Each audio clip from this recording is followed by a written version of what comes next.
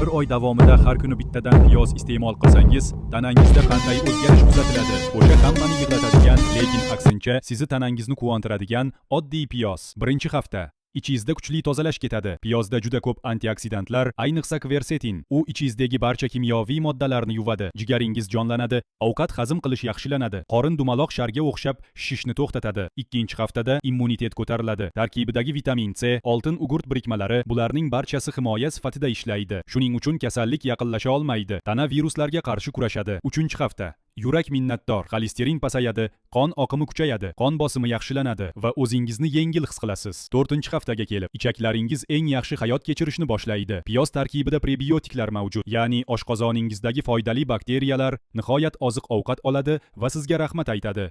Ovqat hazm qilish yaxshilanadi, teringiz tiniqlashadi, kayfiyatingiz ko'tariladi, vazningiz esa barqaror. Xulosa shunday: piyoz shunchaki shashlik uchun garnir emas, bir boshdagi aptechka. Videoni piyozni yoqtirmaydigan do'stingizga yuboring.